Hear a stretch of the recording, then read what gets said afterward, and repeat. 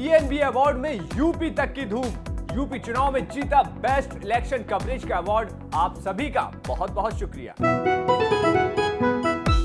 सबको ये था 3 राज्यों में कांग्रेस आगे आएगी, लेकिन कांग्रेस की अंतर्कलह, कांग्रेस की लीडरशिप में कमजोरी, निर्णय ना लेने की।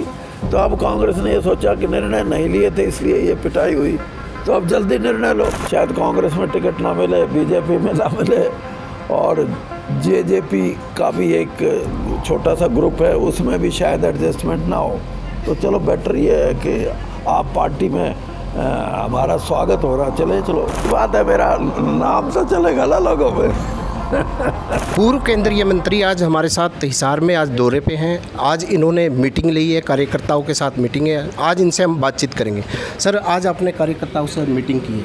आज मैंने मीटिंग मेरे साथियों से की है, कार्यकर्ताओं से नहीं। कार्यकर्ताओं की संख्या बहुत बड़ी है, लेकिन ये चुनिंदा हमारे साथी हैं। जो कोई मेरे साथ 40 साल से जुड़ा हुआ है, तो कोई 4 साल से जुड़ा हुआ है। और ये सिर्फ साथी नहीं, बल्कि इनकी समाज में भी अपनी एक पहचान है, पकड़ है। उन साथियों से मैंने बातचीत की है। सर, आप पार्टी के जो सुशील गुप्ता है, ये कहते हैं 90 करोड़ बेरोजगार हो गए, हरियाणा में 9 लाख हो गए हैं, तो क्या कहना चाहेंगे इसको? देखिए, कई कारण हैं जिसके बारे में हमारे को अंदर से झांकना पड़ेगा।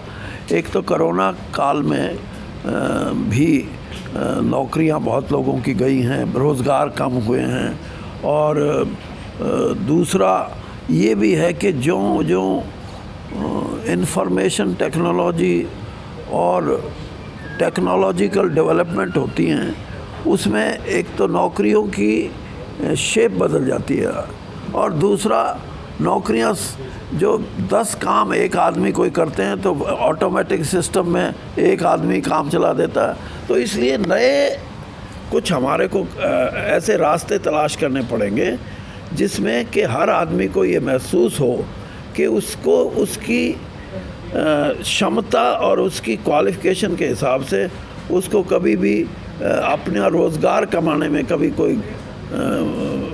कोई ऐसा नहीं होएगा कि उसको समस्याओं का सामना करना पड़े।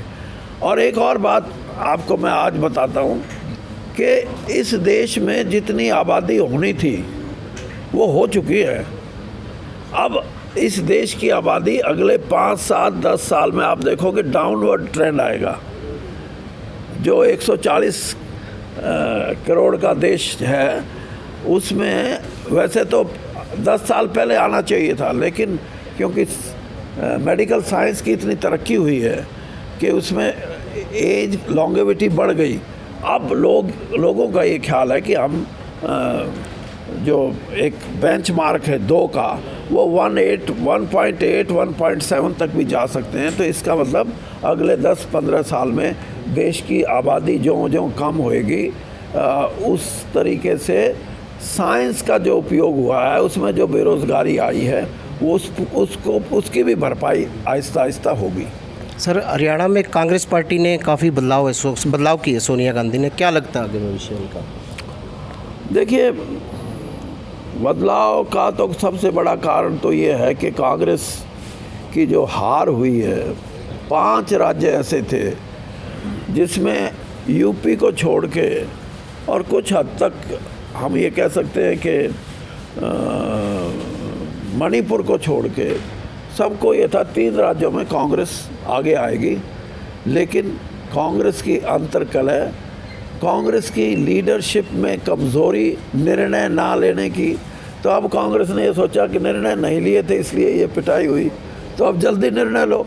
जल्दी निर्णय में ये हरियाणा में 2.5 साल हैं अभी चुनाव के, तो हो सकता है कि उन्होंने ये सोच के निर्णय लिया हो कि नया संगठन बनेगा तो हमारा संगठन मजबूत होगा। बाकी तो कांग्रेस की अपनी, अब हम तो 42 साल में कांग्रेस में रहा हूँ, ज़्यादा मैं नहीं कहता, लेकिन कांग्रेस के लिए और देश के लिए भी कांग्रेस का राजनीति में महत्वपूर्ण स्थान रहे। एक विपक्ष के नाते ये भी बहुत ज़रूरी है। किसी भी प्रजातंत्र में विपक्ष अगर कमज़ोर होगा तो प्रजातंत्र कमज़ोर होगा। एक सर विपक्ष के तौर पे अब आप पार्टी का कड़ुम्बा लगातार बढ़ रहा है, तो क्या कहेंगे हरियाणा में?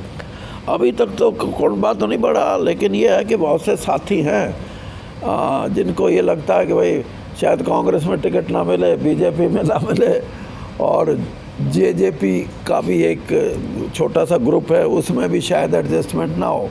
तो चलो बेटर ये है कि आप पार्टी में हमारा स्वागत हो रहा, चलो।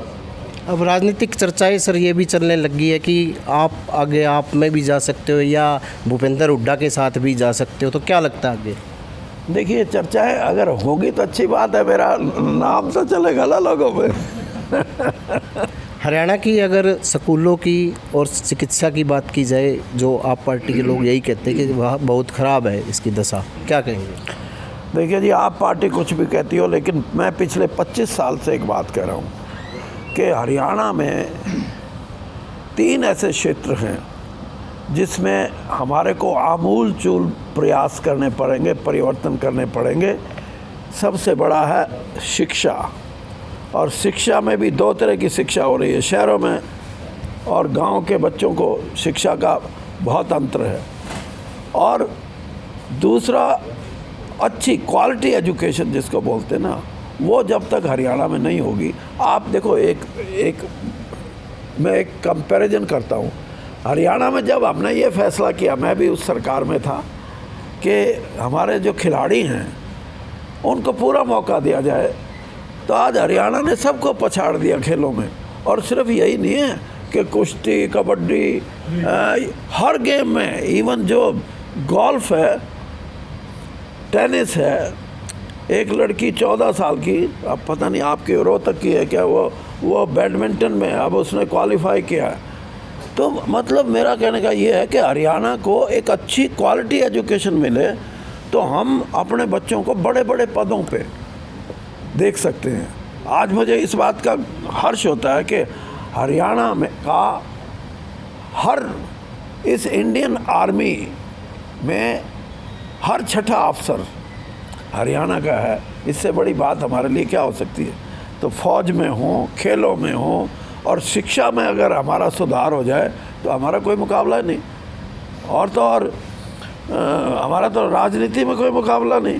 चाहे पीयूष गोयल हो, वो हरियाणा का, सुषमा जी थी वो हरियाणा की, अब भी 6-7 मंत्री, जनरल वीके सिंह वो हरियाणा के। छोटा सा प्रदेश है, 2% आबादी है, 2.25% इसका क्षेत्रफल है, लेकिन आज भी 7 केंद्र के मंत्री हरियाणा के हैं, और मैं होता तो 8वां होता। जी, ये थे पूर्व केंद्रीय मंत्री। इन्होंने यही बताया कि हरियाणा में जो शिक्षा में काफ़ी सुधार होना चाहिए। हरियाणा के युवा जो सेना में काफ़ी भर्ती होते हैं, ऐसे में शिक्षा में सुधार काफ़ी ज़रूरत है। प्रवीण कुमार, हिसार।